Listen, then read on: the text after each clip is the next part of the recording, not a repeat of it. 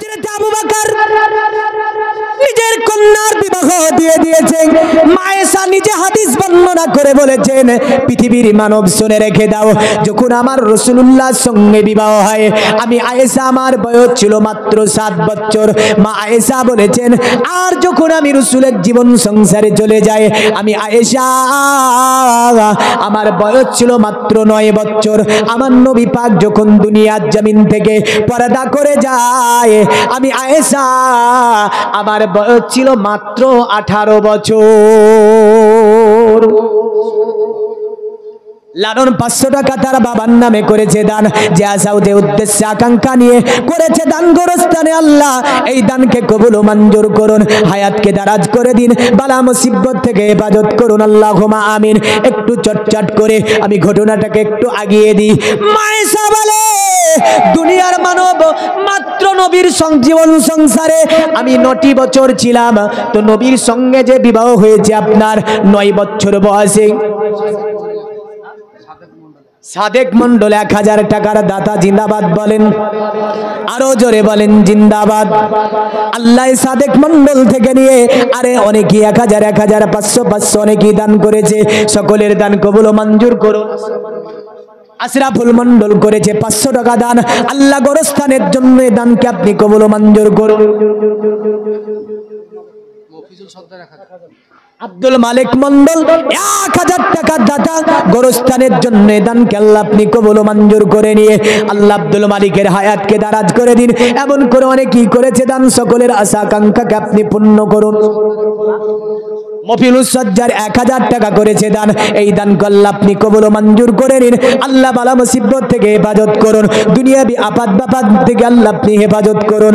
আয় রব্বুল আলামিন আল্লাহ পাক হায়াতকে সকলের বাড়িয়ে দিন, অতদিন মৃত্যু ডাক না দেয় আমাদের যতদিন আমরা পরিপূর্ণ ইমানদার হতে না পারবো। আল্লাহুম্মা আমিন বলেন। নারায়ে তাকবীর। সাইদুল সাদ্দাত 2000 টাকার দাতা জিন্দাবাদ বলেন, চেয়েছিলাম 1000 দিয়েছে 2000। আল্লাহ ইনার দানকে আপনি কবুল ও মঞ্জুর করুন। আল্লাহ যে আশা উদ্দেশ্য নিয়ে আল্লাহ দান করেছে এই দানকে কবুল ও মঞ্জুর করে আশা উদ্দেশ্যকে আল্লাহ আপনি পূর্ণ করে দিন। সকলে বলুন আল্লাহুম্মা আমিন। পৃথিবীর মুমিন মুসলমান মা আয়েশাতুল হুমায়রার সঙ্গে রাসূলের সঙ্গে যে মা আয়েশার বাচপানি অবস্থায় বিবাহ হলো, উম্মতে মুহাম্মাদীর জন্য কি উপদেশ আছে এতে? অনেকগুলো উপদেশ আমরা তাদের জীবন থেকে লক্ষ্য করতে পাই। আল্লাহর নবী বলেন, শোনো আমার উম্মত, পৃথিবীর জমিনে আমি রাসূলুল্লাহ সর্বপ্রথমে তিনি বিবাহ করলেন 25 বছরের তরুণ যুবক মুহাম্মদ সাল্লাল্লাহু আলাইহি ওয়াসাল্লাম 40 বছরের একজন নারীকে। কত বছরের? 40 বছরের মা খাদিজাতুল কুবরা রাদিয়াল্লাহু তাআলা আনহা শরীফুল সর্দার 500 টাকা নগদ দান করেছে। জিন্দাবাদ। আরো জোরে বলেন না গো। এখন যদি আমি বলি যে জিন্দাবাদ বললে 100 টাকা করে দেব, তা আমাকে ওয়াজ করতে দেবেন? হ্যাঁ, ওয়াজ করতে দেবেন না তো আপনি? হ্যাঁ বলবি সাহেব আপনার 5 বার হয়েছে, টাকা দিন তা বলবেন। আরেকজন উঠে বলবে আমি বলতে আছি টাকা দেন, আপনি ওয়াজ বন্ধ।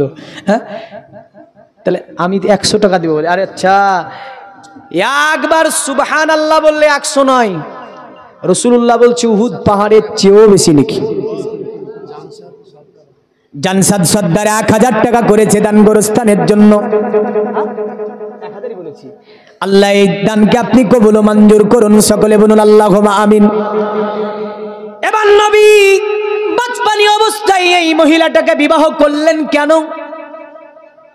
আমাদের সমাজে দেখবেন বাচ্চা মেয়ে বিয়ে হয় না, হয় না? শ্বশুরালে আসে, রুটি গোলাতে গিয়ে ঝামেলা, তরকারি রাঁধতে গিয়ে ঝামেলা, ঝাড়ু দিতে গিয়ে ঝামেলা, হয় না? রুটি বানাতে পারে না, রান্না করতে পারে না, তরকারি পাকাতে পারে না, ঝাড়ু দিতে জানে না, কাপড় পরিষ্কার করা জানে না।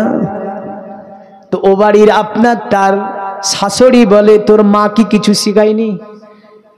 তো মেয়েটা অ্যাকশন নেই, ঝামেলা দুই তরফে, এমন ঝামেলা শেষ পর্যন্ত মানে গিট খোলাখুলি হচ্ছে। শেষ পর্যন্ত যে গিরা দেওয়া ছিল ওই গিরা খোলাখুলি হয়। আল্লাহ নবী বলে, শোনো, আমি নবী পাক মাত্র 9 বছরের মেয়েকে এনে জীবন সংসারে রেখে উম্মতকে শিক্ষা দিলেন নবী পাক আমার, যে কেমন করে এদের সঙ্গে চলাফেরা করতে হবে। মা আয়েশা নিজে বর্ণনা করেছেন, আমি যখন রাসূলুল্লাহর সঙ্গে মক্কা থেকে 9 বছর বয়সে রাসূলের জীবন সংসারে আমি এসে যাই, নবী পাক মক্কা থেকে মদিনাতে আনার পরে আয়েশাকে এইভাবে বলতো, আয়েশা, ওগো আয়েশা, তুমি তো মদিনায় এসে গিয়েছো, মক্কাতে তোমার অনেক সমবয়সী সাথীরা রয়েছে, যাদেরকে নিয়ে তুমি মক্কাতে খেলা করতে, যাদের সঙ্গে তুমি গল্প করতে, কারণ 9 বছরের একজন আপনার মেয়ে কতইটা না বড় হবে। মা আয়েশা 9 বছরের মহিলা, রাসূল বলছে, আয়েশা, তোমার সমবয়সী নারীরা আর তো তোমাকে দেখতে পাই না, তোমার কি তাদের সঙ্গে গল্পের জন্য মন কি খারাপ করে না? তাদেরকে দেখার জন্য কি তোমার মন খারাপ করে না?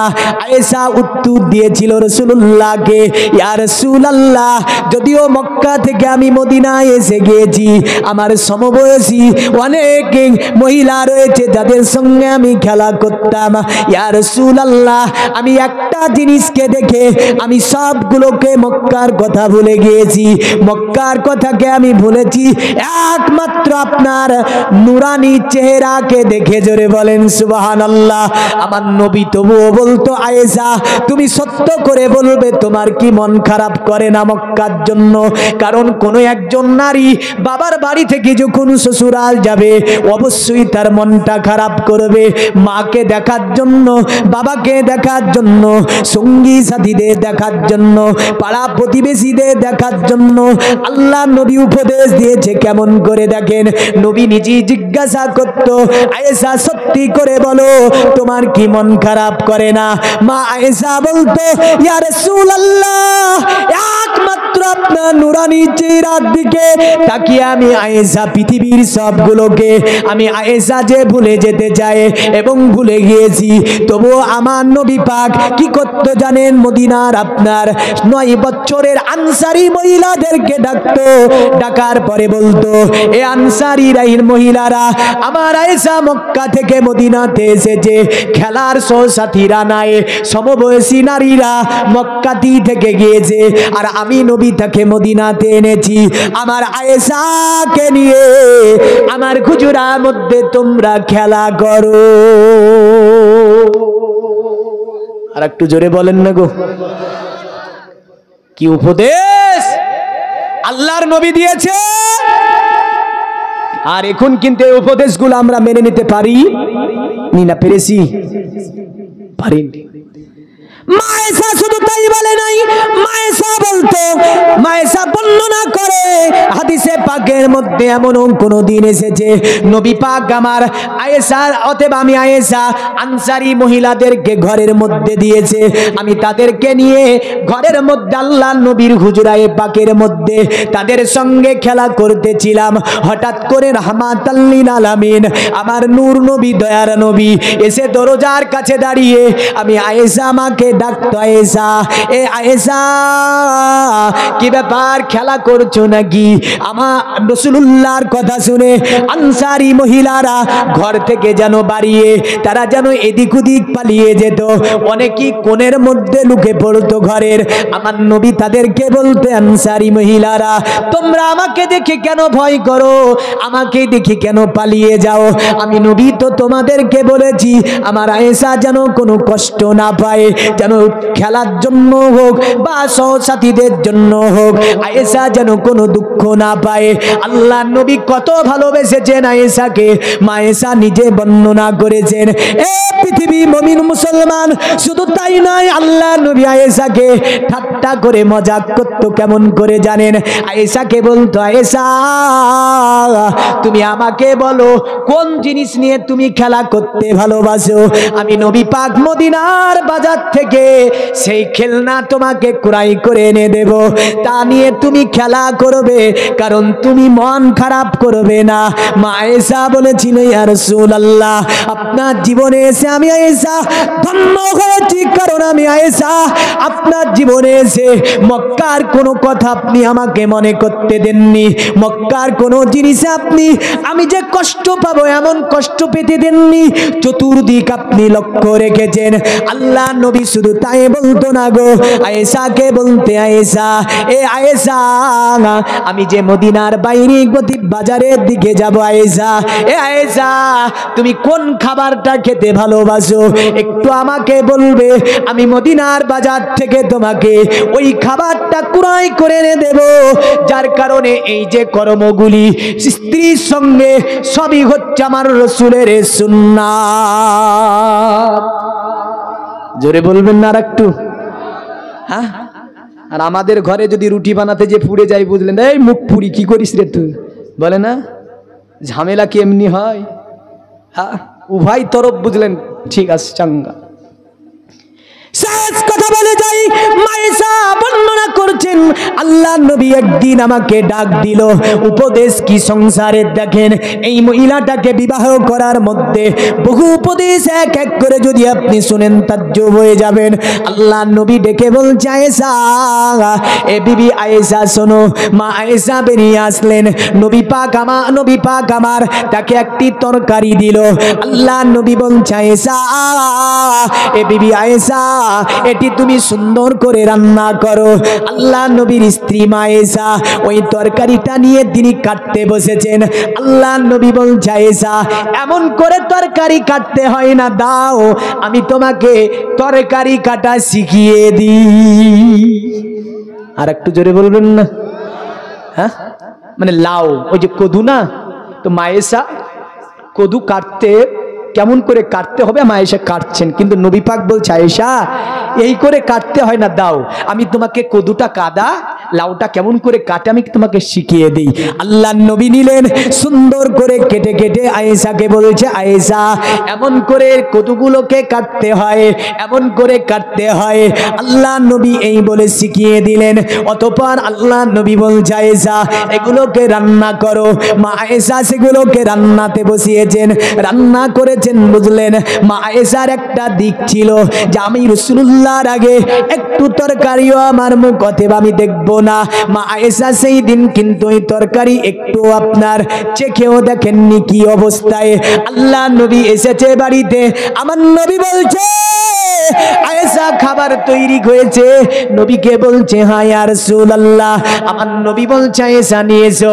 মা আয়েশা বড় খুশির সঙ্গে বড় ফুর্তির সঙ্গে আল্লাহর নবীর সম্মুখে ওই লাউয়ের তরকারি এবং করে আপনার রুটি এনে হাজির করলেন। আমার নবী পাক ওই লাউয়ের তরকারি যখনই তিনি ভক্ষণ করছে, মা আয়েশা বলছে ইয়া রাসূলুল্লাহ তরকারি রান্না কি ঠিক আছে? আমার নবী মুচকি হেসে বলছে আয়েশা খুব সুন্দর হয়েছে রান্নাটা, এই লাউয়ের তরকারিটা তুমি তো দেখছি খুব ভালো রান্না করতে পারো। এ আয়েশা তোমাকে কে শিখিয়ে দিয়েছে এত সুন্দর রান্না?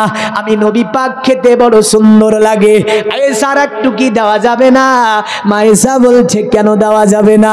আবার আপনার উঠিয়ে দেয়, নবী ভক্ষণ করে আবার বলে নবী আয়েশাকে আয়েশা খুব সুন্দর রান্না হয়েছে, আর একটু কি দেওয়া যাবে না নবীকে? বলে কেন দেওয়া যাবে না? আবার উঠিয়ে দেয়। আমার নবী আয়েশাকে বলে আয়েশা আর কি অবশিষ্ট আছে? নবীকে বলছে হ্যাঁ আমার জন্য একটু আমি রেখেছি। নবী মুচকি হেসে বলছে আয়েশা তোমার টুকুকে আমাকে কি দেওয়া যাবে না? মা আয়েশা বলছে কেন যাবে না? আল্লাহ নবী বলছে আয়েশা তাহলে ওটুকু আমাকে দাও না, আমি ভক্ষণ করে নি। মা আয়েশা হাসতে হাসতে নবী পাককে আপনার ওটাও দিয়ে দিলেন। আল্লাহ নবী ওটাকেও আপনার ভক্ষণ করে নিলেন। নবী পাক আমার আল্লাহ নবী যখন ভক্ষণ করে নিয়েছেন, মা আয়েশাতুল হুমায়রা রাদিয়াল্লাহু তাআলা আনহা তিনার জন্য তো কোনো কিছুই ছিল না, ওই যে পাত্রতে যা এক একটু লাগা ছিল বুঝলেন, ওটাকে মা আয়েশা উঠিয়ে মুখে দিয়েছে, দেখছে একটু লবণ দেওয়া হয়নি।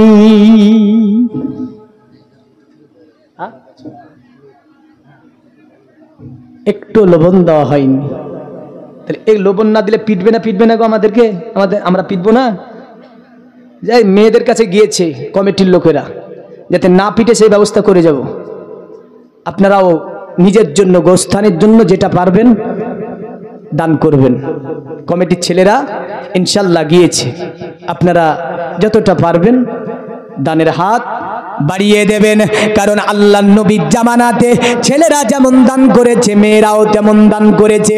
আমরা মসজিদে কোবা থেকে নিয়ে মসজিদে নববী থেকে নিয়ে আরো অন্যান্য মসজিদে মা আয়েশা মসজিদ থেকে নিয়ে আমরা দেখতে পাই তাতে ছেলেদেরও দান ছিল, নারী পুরুষ উভয়ের দান ছিল এতে। কারণ দানের কাছে কোনো নারী পুরুষ নাই, তাই মায়েদের কাছেও গিয়েছে, অবশ্যই পাঠিয়ে দেবেন। আল্লাহ নবীর স্ত্রী মায়েশা একটু আপনার চোখে তাজ্জুব, নবীর দিকে তাকিয়ে বলছে ফিদাকা বি উম্মি, ওগো নবী আপনার কদম তলে মা বাপকে কুরবান করে দিয়ে রাসূলুল্লাহ। আমার নবী বলে আয়েশা, এ বিবি আয়েশা এমন কেন বলো?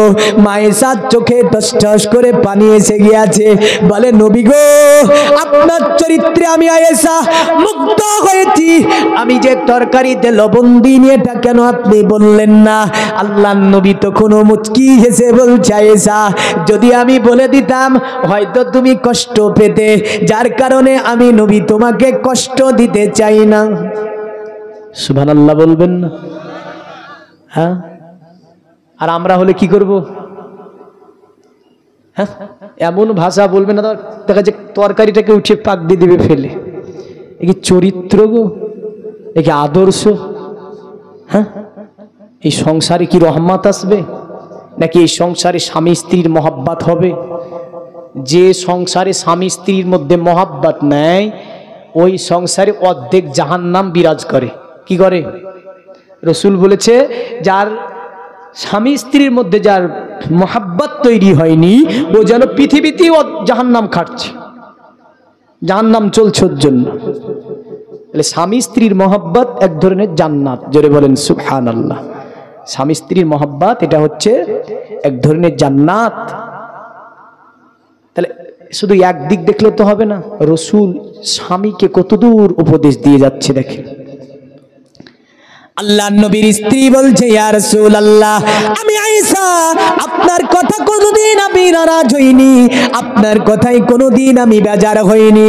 কারণ আপনার জীবন সংসারে আমি আয়েশা এসে আপনি আমাকে তরকারি কাটার কাজ থেকে নিয়ে এমন করে উনানে জ্বালানি দেওয়া থেকে নিয়ে রান্না থেকে নিয়ে বাসন পরিষ্কার থেকে নিয়ে কাপড় পরিষ্কার থেকে নিয়ে ইয়া রাসূলুল্লাহ এমন কোনো কাজ নাই যে আপনি আমাকে শিখিয়ে দেননি।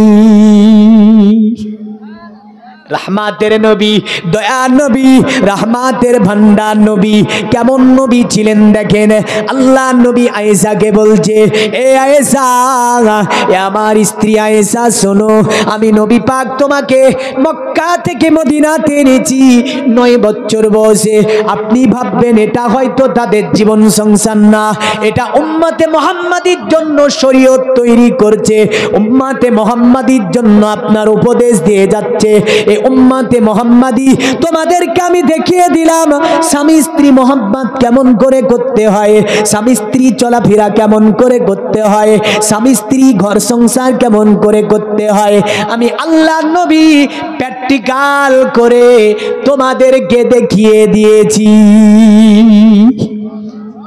কিন্তু এই প্র্যাকটিক্যাল করে দেখিয়ে দিয়েছে আমরা মানিনি না মেনেছি আমরা কিন্তু মানিনি আমরা যদি মানতাম তাহলে কিন্তু আমাদের ওই পানি এনে খেতে হতো না বুঝলেন পানি এনে পান করতে হতো না পানি পৌঁছে যেত পৃথিবীর মামির মুসলমান মা আয়েশাকে আমার নবী কত ভালোবাসতেন যার কারণে হাদিসে পাকের মধ্যে বলেছে শোনো এ আমার সাহাবীরা একজন মহিলা সম্পর্কে আমাকে প্রশ্ন করবে না মহিলাটা হচ্ছে আবু বকরের কন্যা নাম হচ্ছে আয়েশা সাহাবীরা বলল কেন ইয়া রাসূলুল্লাহ আমার নবী বলে শোনো আমার সাহাবীরা আমার জীবনে যতজন স্ত্রী গ্রহণ করেছে আমি নবী আল্লাহ পাক সবচেয়ে যাকে বেশি ভালোবেসেছে তার নাম হচ্ছে আয়েশাতুল হুমায়রা যার কারণে আমি নবী তাকে বেরো বেশি ভালোবেসেছি। আপনি কি বলতে পারবেন আমার নবী পাকের জীবন সংসারে মাত্র 9 বছর এসে মায়েদেরকে এবার কিছু উপদেশ শুনিয়ে দিই। মাত্র 9 বছর এসে মা আয়েশা কি উপদেশ দিয়ে গেলেন। আল্লাহ নবীর স্ত্রী মা আয়েশা 9 বছর বয়সের মেয়েদের অনেক সাজসজ্জা লাগে, 9 বছর বয়সের মেয়েদের অনেক শখ হয়, 9 বছর বয়সে মেয়েদের অনেক অলংকার পরতে মন চায়, 9 বছর বয়সে মেয়েদের অনেকগুলি নতুন নতুন কাপড় জামা কাপড় দরকার হয়, 9 বছর মহিলাদের আপনার বহু কিছু চাওয়ার প্রয়োজন হয়, কারণ তারা নতুন নতুন সমস্ত কিছু আপনার কানের বলেন হাতের বলেন পোশাক বলেন সবগুলো মহিলারা দেখবেন একটু বড় হয়ে উঠলে তারা যেন বেশি বেশি করে আপনার সেগুলো নিতে চায়। আল্লাহ নবীর স্ত্রী মাত্র 9 বছর বয়সে নবীর জীবন সংসারে গিয়েছে। আল্লাহ নবীর জীবন সংসারে যখন যায় আবু বকর নিজের কন্যাকে বলেছিল, এ আমার কন্যা শুনে রেখে দাও, আমি আবু বকর তোমার বিবাহ দিয়েছি আমি রাসূলুল্লাহর সঙ্গে। জীবনে কোনোদিন যদি আমি আবু বকর শুনি যে আল্লাহ নবীকে তুমি কষ্ট দিয়েছো, আল্লাহ নবীকে তুমি ব্যথা দিয়েছো, না খাবারের দিক দিয়ে নাকি কাপড়ের দিক দিয়ে নাকি অলংকারের দিক দিয়ে নাকি শোক সাজসজ্জার জীবনের দিক দিয়ে, এ আয়েশা আমি আবু বকর আমি তোমার পিতা যদি কোনোদিন শুনে ফেলি আমি আবু বকর কোনোদিন কার তরে তোমাকে ক্ষমা করব না, কোনোদিন কার তরে তোমাকে মাফ করব না। নবীর জীবন সংসারে গিয়ে নবী যেমন রাখবে তেমনই থাকতে হবে, নবী যা এনে দেবে তাই তোমাকে খেতে হবে, নবী যা এনে দেবে তাই তোমাকে পড়তে হবে। জীবনে কোনোদিন নবীকে এমন কথা বলবে না যাতে আমার নবী ব্যথা পেয়ে যায়। এই কথাটা আয়েশার আপনার স্মরণে ছিল। এত কম বয়সী একটি মহিলা নবীর জীবন সংসারে গিয়ে জীবনে কোনোদিন নবীকে এটা বলেনি, নবী গো আমার ঘরে কাপড় নাই, আমার ঘরে খাবার নাই, আমার অলংকার নাই, আমার ঘরে অতএব আরামের বিছানা নাই, আমার একটি হার নাই, এমন কথা কোনোদিন বলেননি। যদিও আমরা দেখতে পাই হাদিসের মধ্যে একদিন মা আয়েশা বলেছিল, নবী আপনি বাদশার বাদশা, আল্লাহ আপনাকে বাদশা করে দুনিয়াতে পাঠিয়েছে, কিন্তু আমি আয়েশা যে আবার আপনার জীবন সংসারে এসে মাত্র একটা পরনের কাপড় ছাড়া দ্বিতীয় আমার কাছে কোনো কাপড় নাই। কিন্তু তিনি ফকির না বাদশা, নবী কিন্তু বাদশা। তো মা আয়েশার দিকে আল্লাহর নবী আয়েশার দিকে তাকালেন, তাকিয়ে আল্লাহর নবী একটা কথা বলেছিল, এ আয়েশা তুমি এ দুনিয়ায় মাল নেবে নাকি পরের দুনিয়ায়? আল্লাহ আমাকে বলেছে নবী আপনি দুনিয়ার জমিনে এত মাল আপনাকে দেব, আপনি যদি চান পাহাড় পর্যন্ত সোনা হয়ে যাবে। কিন্তু নবী বলে আমি মিসকিন হয়ে থাকতে চাই, মিসকিনদের সাথে থাকতে চাই। তো মা আয়েশা বুঝতে পেরেছে নবী নারাজ হয়ে গেছে। নবী নারাজ হলে নুরানি চেহারাখানা একদম লাল বর্ণ ধারণ করত, চোখগুলো লাল হয়ে যেত, চোখে যেন নুরানি পানি টলমল করত। মা আয়েশা মাপ চেয়েছিল, নবী ক্ষমা করে দেবেন, মাফ করে দেবেন, আমি আয়েশা কিছুই চাইব না আপনার কাছে, একটা জিনিস চাই, কাল কিয়ামতের দিনে ময়দানে মাশারে আপনার স্ত্রী হয়ে আল্লাহর জান্নাতে থাকতে চাই। এত কম বয়সী একজন নারী মহিলা, কম বয়সী জীবন সংসার দেখে রাসূলুল্লাহ সাল্লাল্লাহু আলাইহি ওয়াসাল্লাম একদিন ক্ষুধার্ত। তো নবী ক্ষুধার্ত হলে বেশির অংশ গিয়ে আয়েশার দরজায় দাঁড়াতো। জোরে বলেন সুবহানাল্লাহ। কোথায় দাঁড়াতো? আয়েশার দরজার উপরে দাঁড়িয়ে নবী বলতো আয়েশা, মা আয়েশা উত্তর দিতেন। আল্লাহ নবী বলতো আয়েশা কোন খাবার কি বাড়িতে তৈরি হয়েছে? রাহমাতাল লিল আলামিন। তিনার স্ত্রী জবাব দিত, ইয়া রাসূলুল্লাহ না, আজকে আমার বাড়িতে কোনো খাবারের ব্যবস্থা করতে পারিনি। কি উত্তর? এটা বলতো না যে আপনি তো কোনো খাবার এনে দেননি, আবার খাবার চাইছেন, এ উত্তর দেননি। এত কম বয়সী মহিলা কিন্তু ব্রেন এত প্রখর ছিল যে সকলের চেয়ে নারীদের মধ্যে ইনি হাদিস বেশি বর্ণনা করেছে। জোরে বলেন, এত প্রখর ব্রেন। উত্তর দিত আমার বাড়িতে আজকে কোনো খাবারের ব্যবস্থা করতে পারি নি। একটু দুরুদে পাক আল্লাহুম্মা।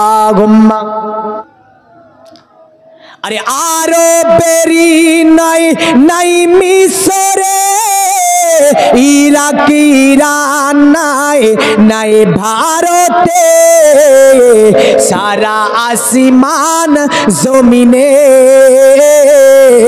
নবী মুস্তাফা। জোরে জোরে। আরে কান্ডারি পার পারে নবী মুস্তাফা, তোরি পাহাড়ে মুসা করিল খোদাকে দেখার আশা। দেখতে পেয়েছে? তোর পাহাড়ে মুসা করিল খোদাকে দেখার আশা, আল্লাহর নূরেতে মুসা কহে তুরে যে হইল বেগোস। আরে আরবেরি নাই নাই মিশরে, ইরাক ইরান নাই নাই ভারতে, সারা আসমান জমিনে নবী মুস্তাফা। এবার আসি আপনার আমার ওই যে উপদেশ গুলানের কাছে। তবে এবার একটুখানি টাচ দেব গোরস্থানের জন্য। একজন ব্যক্তি উঠে দাঁড়িয়ে বলেন তো দেখি, মৌলভী সাহেব এই গোরস্থানের জন্য আমি ৫,০০০ টাকা দেব। দেখি, বহু খরচ করেছেন সংসারে, ছেলের জন্য নিজের মেডিকেল করাতে গিয়ে বিভিন্ন ট্যুরে, কিন্তু এই ট্যুরে আসতে হবে, আসতে হবে না? হবে না? এই ট্যুর কিন্তু হবেই। আপনি ভাবেন না যে এই ট্যুর বাদ যাবে, সকলের জন্য এই ট্যুর হবে, মানে মৃত্যু সফর হবে, কারোর জন্য মাপ নাই। ছোট্ট করে একটু দুরুদে পাক আল্লাহুম্মা। নারায়ে তাকবীর। জোরে বলেন না গো। মিনারুল ২০০০ টাকার দাতা জিন্দাবাদ বলেন। আল্লাহ কবরস্থানের জন্য মিনারুল ভাই করেছে ২০০০ টাকা দান। মিনারুল ভাইয়ের দানকে কবুল ও মঞ্জুর করে আশা আকাঙ্ক্ষা পূর্ণ করুন, বালা মুসিবত হেফাজত। আচ্ছা, বাটি থেকে এসে মায়ের জন্য যোগ্য সন্তান ৫০০ টাকা করেছে দান। আল্লাহ এই দানকে আপনি কবুল করুন, কবুল ও মঞ্জুর করে নিন। মায়ের জন্য যেহেতু দান করেছে, এটি মায়ের জন্য সাদাকায়ে জারিয়া হিসাবে ওগো আল্লাহ আপনি কবুল ও মঞ্জুর করুন। নারায়ে তাকবীর। যখন আরবের মুসলমানরা, এখন যে জায়গাটায় যুদ্ধ হচ্ছে প্যালেস্টাইন, জামে আকসা, আরবের মুসলমানরা তখন যদি এই আল্লাহ আকবার আপনাদের মতো করে বলতো তো জামে আকসা নিতে পারতো না? না পারতো? কি মিনারুল? আচ্ছা, জামে আকসা নিতে পারতো? আল্লাহ আকবার ধ্বনি শুনে সব পালিয়ে গিয়েছে। আরে সিদ্দিক ফারুক উসমান হায়দার, চারজন সাহাবা সকলেরই বেহতর। বেনামে হাজী সাহেব ৫০০ টাকা করেছে দান। আল্লাহ দানকে কবুল ও মঞ্জুর করুন, হাজী সাহেবের হায়াতকে বাড়িয়ে দিন। আল্লাহুম্মা আমিন বলেন। সিদ্দিক ফারুক উসমান হায়দার, চারজন সাহাবা সকলেরই বেহতর। তাদের দিলেতে ছিল, তাদের দিলেতে ছিল আল্লাহর পয়গম্বর। নারায়ে তাকবীর। কেউ বলেন আল্লাহু আকবার, নারায়ে তাকবীর, আল্লাহু আকবার, নারায়ে রিসালাত ইয়া রাসূলুল্লাহ।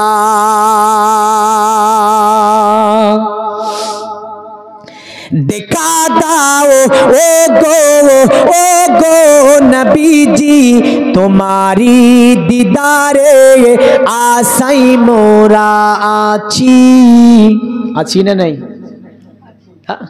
দেখা দাও ও গো নবীজি, তোমারি দিদারে আশাই মোরা আছি। দুই চোখ ভরে দেখব আল্লাহর পয়গম্বর, দুই চোখ ভরে দেখব আল্লাহর পয়গম্বর। নারায়ে তাকবীর, আল্লাহু আকবার, নারায়ে রিসালাত ইয়া রাসূলুল্লাহ। সাইফুল, নারায়ে রিসালাত ইয়া রাসূলুল্লাহ। সাইফুল করেছে 500 টাকা দান। তো আমি যেটা বলছিলাম, আল্লাহ পাকের নবী এসে আয়েশাকে ডাকছে, আয়েশা কোনো খাবার নিয়ে এসো। মা আয়েশা বলছে, ইয়া রাসূলুল্লাহ, ইয়া হাবিবাল্লাহ, নবী গো, আহলে বাইতের বাড়ি। আমি আয়েশা রমজান মাসে মারা গিয়েছে, 500 টাকা ভাই দান করেছে, যোগ্য ভাই। এখন তো ভাইয়ের সঙ্গে ভাইয়ের মেলি নাই, কিন্তু ভাইয়ের জন্য ভাই করেছে 500 টাকা দান। এই দানকে আল্লাহ আপনি কবুল ও মঞ্জুর করে নিয়ে ভাইয়ের কবরখানাকে কুশাদা মানোয়ার করে দিন। আল্লাহ ভাইয়ের কবরে আপনি জান্নাতের বিছানা বিছিয়ে দিন। কবরখানাকে আল্লাহ আপনি নূরে উদ্ভাসিত করে দিন। কবরখানাকে আল্লাহ আপনি জান্নাতুল ফিরদাউস নসিব করে দিন। সকলে বলুন মিলন সর্দারে 1000 টাকা নগদ করেছে দান। গোরস্থানের জন্য যাসা উদ্দেশ্য নিয়ে মিলন সর্দার 1000 টাকা করেছে দান।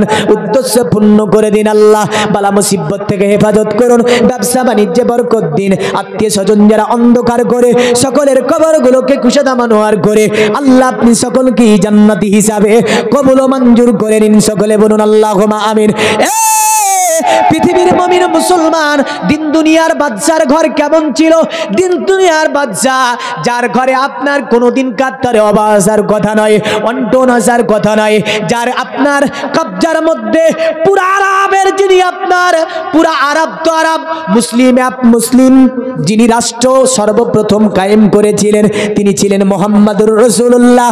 আর এই মুসলিম রাষ্ট্রের রাষ্ট্রপতি ছিলেন আমার নবী মুহাম্মদ সাল্লাল্লাহু আলাইহি সাল্লাম, যার দরবারে গানিমতের মালের কোনো অভাব নাই, সোনা জৌরা মুক্তা হীরার কোনো অভাব নাই, যার দরবারে কোনো আপনার খাবারের অভাব নাই। কিন্তু তার ঘরে আজকে জিজ্ঞাসা করে আয়েশা, কোনো কি খাবার হয়েছে? মায়েশা বলে, নবী গো, আজকে আমার ঘরে কোনো খাবারের ব্যবস্থা আমি করতে পারিনি। আমার নবী বলে, আয়েশা, ওগো আয়েশা, আমি নবী এত ক্ষুধার্ত হয়েছি, আমি নবী যে ক্ষুধার তাড়নায় থাকতে পারি না গো আয়েশা। আমার নবী পাকের কষ্ট আয়েশা সহ্য করতে পারতেন না। মা আয়েশা গা, নবী পাকের কিঞ্চিত পরিমাণ ব্যথা আল্লাহর নবীর সহ্য করতে পারতেন না। নবীকে ডেকে বলছে, ইয়া রাসূলুল্লাহ, ইয়া হাবিবাল্লাহ, ওগো নবী একটু করে আপনি বসুন, আমি আয়েশা আপনার জন্য আমি খাবারের ব্যবস্থা করতে পারি কি দেখি। পৃথিবীর নারীরা খবরদার, তোমার স্বামী যদি তোমাকে বাজার করে এনে দিতে না পারে তাহলে তুমি স্বামীর প্রতি চড়া মেজাজে কথা বলার অধিকার রাখো না। স্বামী যদি তোমার জন্য অলংকার এনে দিতে না পারে, স্বামীর জন্য চড়া মেজাজে কথা বলার অধিকার তোমাকে শরীয়ত দেয়নি। স্বামী যদি তোমাকে খাবার এনে দিতে না পারে, স্বামীর ওপরে চড়া মেজাজে কথা বলার অধিকার শরীয়ত তোমাকে দেয়নি। তুমি কত ধরনের নারী হয়েছো? আল্লাহর নবীর স্ত্রী মায়েশা, যাকে রাসূলুল্লাহ নয়, যার ঘরে আপনার, যার বিছানার উপরে ডাইরেক্ট আল্লাহর কোরআন নাজিল হতো। যে নারী স্বামীর উপরে বেদবি করে, ও কি কোন ধরনের নারী?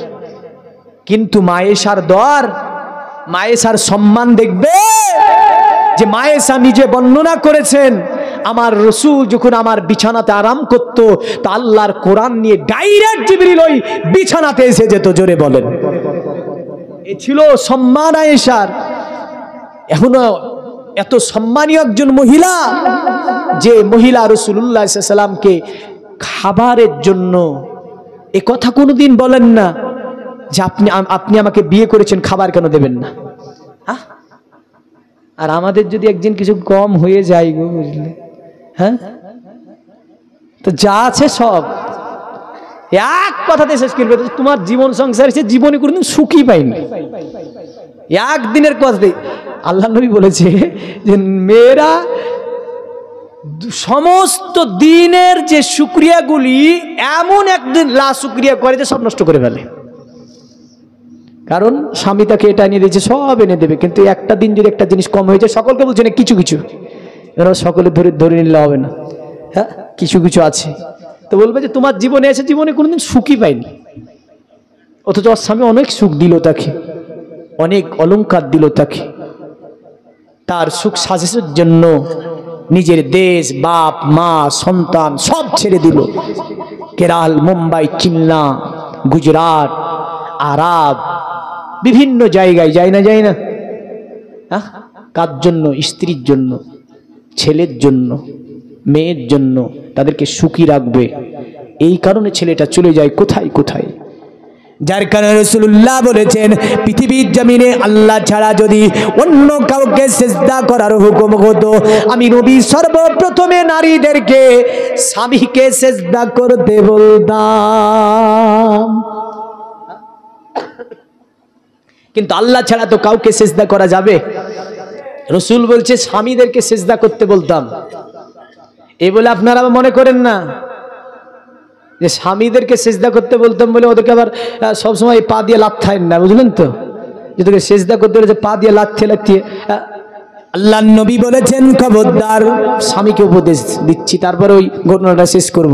মায়েশা খাবারের ব্যবস্থা করছেন, তবে রাসূলুল্লাহ সাল্লাল্লাহু আলাইহি ওয়াসাল্লাম স্বামীকে বলছে। আল্লাহ নবী বলছে যদি তোমার স্ত্রী 100টা কাজ করে, 99টা কাজ যদি ভুল করে, যেটা মাপযোগ্য হয়ে থাকে, ক্ষমাযোগ্য ভুল, আর 100টা কাজের মধ্যে একটা কাজ তোমার স্ত্রী ঠিক করে, বিশ্ব নবী বলছেন ওই 99টা ভুল তুমি স্বামী তোমাকে ক্ষমা করে দিতে হবে। জোরে বলেন সুবহানাল্লাহ। কিন্তু আমরা ক্ষমা করতে পারিনি না, পেরেছি? আমরা ক্ষমা করতে পারিনি। নবী বললেন কোন বিদায় হজ্জের বয়ানগুলো পড়ে দেখবেন, নবী পাক তিনি আপনার সাফা পাহাড়ের উপর ডাকিয়ে দাঁড়িয়ে আল্লাহ নবী ডাক দিয়ে বলছে আমি তোমাদের কাছে সমস্ত কিছু পৌঁছে দিইনি গো। তারা বলল হ্যাঁ ইয়া রাসূলুল্লাহ, সব কিছু আপনি আমাদের কাছে পৌঁছে দিয়েছেন। আল্লাহ নবী নারীদেরকে ডেকে বলল শোনো নারীরা, তোমাদের অধিকার আমি নবী পাক পাইয়ে দিয়েছি। নারীগণের চোখে পানি ঝরছিল, সকল সাহাবীরা কাঁদছিল। আল্লাহ নবী সাফা থেকে বললেন এ আমার সাহাবীরা শোনো, যেটাই নারীদেরকে বলল এ পৃথিবী মহিলারা, যেটা তোমার স্বামী পছন্দ করে না এমন কাজ তোমরা করিবে না, স্বামীর বিরোধিতা চলবে না। আল্লাহ নবী পুরুষদেরকে ডেকে ডেকে বলল এ পুরুষেরা খবরদার, তোমরা নারীদেরকে প্রহার করিও না। আপনার পুরুষেরা বলল ইয়া রাসূলুল্লাহ, যদি এমন কোনো ভুল আমার স্ত্রী করে ফেলে, এমন ভুল যেটা মাপযোগ্য নয়, তাকে তাহলে কি প্রহার করতে পারবো না? নবী বললেন না, তবুও প্রহার করিও না। আমি নবী বলছি যদি তোমাদের এমন অন্যায় স্ত্রী করে ফেলে যেটা মাপযোগ্য হবে না, এর জন্য তাকে তুমি মারবে। নবী বললেন একটা মারো, তবে মারার মতো মারিবে, খুব জোরে প্রহার তাদেরকে করিও না। আল্লাহ নবী বললেন দুটি তবে মারার মতো খুব জোরে প্রহার করিও না। নবী বললেন 3টি, তবে মারার মতো খুব জোরে তাদেরকে প্রহার করিও না। আল্লাহ নবী বললেন তার বেশি মারিবে না। যদি তোমার দেখা যাচ্ছে ভুল করেছে, যেটা মাপযোগ্য নয়, এমন ভুল করেছে, তুমি যদি মারবো মনে করো, তাকে হাত অতিক্রম করে মারিবে না, মারার মতো মারবে 1, 2 এবং 3, তার চেয়ে তুমি বাড়িবে না। সুবহানাল্লাহ। 100 টাকায় দেন, একজন দিয়েছিলেন, আলহামদুলিল্লাহ। মেয়েদের তরফ থেকেও কিছু দান আল্লাহ পাঠিয়েছে গোরস্থানের জন্য। দানগুলোকে কবুল ও মঞ্জুর করে নিন, দানগুলোকে কবুল ও মঞ্জুর করে নিয়ে এগুলো আল্লাহ আমাদের জন্য নাজাতের কারণ বানিয়ে দিন। সকলে বলুন আল্লাহুম্মা আমিন। উপদেশটা কত সুন্দর দিল না? এখন আপনার রাগ উঠেছে আর গিয়ে বুঝলেন গরু পিঠা কেটে ফিটলেন। গরু পিঠা বুঝলেন? আপনি ভাবছেন তো রসুল খুশি হয়েছে? না, নবী নারাজ হয়েছে। কারণ এই নারীদেরকে সর্বময় অত্যাচারিত হয়ে থাকতে হতো দুনিয়াতে। নবী এসে দেখলেন অত্যাচারের সীমা এতটা ঊর্ধ্বমুখী হয়েছিল যে নারী জন্ম নিলি কতল করে জমিনে পুঁতে দিত। নবী বলছে শোন, আমি এর অধিকার এমন পাইয়ে দেব যে কিয়ামত পর্যন্ত এদের সম্মান করে যাবি তোরা। নবী বললেন প্রতিটা সন্তানের জান্নাত মায়ের কদম তলে। জোরে বলেন সুবহানাল্লাহ। নারী, তোমাকে কোন ধর্মগুরু, কোন সমাজবিদ, কোন মনোঋষি, কোন জ্যোতিষী তোমার অধিকার বুঝিয়ে দেয়নি। কিন্তু মুহাম্মদ সাল্লাল্লাহু আলাইহি ওয়াসাল্লাম আসলেন, তোমাকে জিন্দা জ্বালিয়ে দেওয়া হতো। মুহাম্মদ সাল্লাল্লাহু আলাইহি ওয়াসাল্লাম আসলেন, এসে বললেন না, এগুলো হবে না, বন্ধ করতে হবে নারী অত্যাচার, বন্ধ করতে হবে নারীদের ওপর নির্মূলভাবে নারীদেরকে এইভাবে হত্যা করা। কারণ তোমারও যেমন অধিকার আছে, নারীরও তেমনই অধিকার আছে। জোরে বলেন সুবহানাল্লাহ। যেমন তুমি মানুষ, তেমন নারীও মানুষ। নবী পাক এমন সম্মান ছিটিয়ে দিলেন যে আল্লাহ নবী সাল্লাল্লাহু আলাইহি ওয়াসাল্লাম তাদেরকে মারতে পর্যন্ত নিষেধ করলেন। কতল তো দূরের কথা, জুলুম তো দূরের কথা। নবী বললেন যদিও মারতে হয় তবু হাত অতিক্রম করো না, মানে খুব জোরে মেরো না। একটি মারো, 2টি 3টি, তার বেশি নয়, তবে খুব জোরে নয়। কত সুন্দর বায়ান আল্লাহর রাসূল সাল্লাল্লাহু আলাইহি ওয়াসাল্লাম দিয়ে গেলেন। এই পৃথিবীর মুমিন মুসলমান মায়েশা তিনি ঘরের মধ্যে ঢোকার পরে রাসূলুল্লাহ বসে আছেন। মায়েশার আপনার ঘরে আল্লাহর নবীর স্ত্রী মায়েশা কিছু আটাকে আনলেন, রুটি বানাবেন। বিশ্বনবী সাল্লাল্লাহু আলাইহি ওয়াসাল্লাম তিনি তাকাচ্ছেন আয়েশার দিকে যে আয়েশা কি করে দেখি, কি আমাকে খাবার দেবে আয়েশা আমি দেখি। আল্লাহ নবীর স্ত্রী মা আয়েশা তিনি আপনার আটাগুলোকে এনে সুন্দর করে চালবেন, তো চালার জন্য কিছু খুঁজতেছিলেন। আল্লাহ নবী বলছে আয়েশাকে, আয়েশা, এ আয়েশা কি এমন করে খুঁজছো তুমি? মায়েশা বলে ইয়া রাসূলুল্লাহ, ইয়া হাবিবাল্লাহ, আটাগুলি ঘরের মধ্যে আমার এক কোণে রাখা ছিল, আটাগুলি যদিও অপরিষ্কার রয়েছে। নবী পাক বলছে আয়েশা আটা চালার কোনো প্রয়োজন হবে না, এ আয়েশা তুমি আমার কাছে নিয়ে এসো, আমি চালিয়ে দিচ্ছি। জোরে বলেন সুবহানাল্লাহ। রাহমাতাল লিল আলামিন, দিন দুনিয়ার বাদশা হাবিবুল্লাহ জনাবে মুহাম্মদুর রাসূলুল্লাহ সাল্লাল্লাহু আলাইহি ওয়াসাল্লাম মায়েশাকে কাছে ডাকলেন। আল্লাহ নবী বলে আয়েশা, ওগো আমার আয়েশা, নারায়ে তাকবীর, নারায়ে রিসালাত, নারায়ে রিসালাত, দ্বীন ইসলাম, দ্বীন ইসলাম, নারায়ে তাকবীর, নারায়ে রিসালাত। সুবহানাল্লাহ। আল্লাহর নবী সাল্লাল্লাহু আলাইহি ওয়াসাল্লাম বলল আয়েশা যাও এই দি তুমি রুটি তৈরি করো। তো মায়েশা রুটি তৈরি করলেন এবং আমার রসুলকে ভক্ষণ করালো। জোরে বলেন আহ! তাহলে নবী পাক আমার এই যে আবু বকরের কন্যা মায়েশার সঙ্গে বিবাহে আমরা প্রথম থেকে যদি এর উপদেশগুলি এক এক এক এক এক এক এক এক করে গভীর মনোযোগ দিয়ে দেখি তো দেখতে পাবো এর মধ্যে সংসার জীবনের একাধিক উপদেশ লুকিয়ে আছে। জোরে বলেন সুবহানাল্লাহ। তাহলে যদি এই উপদেশগুলো আমরা মানতে না পারি, জানতে না পারি, তাহলে অবস্থা হবে। কারণ রসুল বলছে মেয়েদেরকে বাঁকা হাড্ডি থেকে তৈরি হয়েছে, পাসলি যাকে বলছে। আল্লাহ নবী বললেন একবারে ছেড়ে দিও না, যদি ছেড়ে দাও বেঁকিয়ে যাবে, আর যদি তুমি তাকে সাট করতে যাও ভেঙে যাবে। আল্লাহ নবী বললেন শোনো, মধ্যম পন্থাটি অবলম্বন করবে, যাতে ভাঙবেও না বেঁকাবেও না। একবারে ছেড়ে দিলে তো খুব বেঁকে যাবে, তো ভাঙবেও না বেঁকাবেও না। আল্লাহ পাক আমাদের সকলকে দুনিয়ার জমিনে রসুলের ভালোবাসা, রসুলের প্রেম, রসুলের মোহাব্বত অন্তরে নিয়ে 5 ওয়াক্ত নামাজ দুনিয়াতে প্রতিষ্ঠিত করার তৌফিক এনায়েত করে। সকলে বলি আল্লাহুম্মা আমিন। ওয়া আখিরি দাওয়ানা আনিল হামদুলিল্লাহি রাব্বিল আলামিন। বলার মধ্যে ভুল ত্রুটি মার্জনীয়। আসসালামু আলাইকুম ওয়া রাহমাতুল্লাহি ওয়া বারাকাতুহু।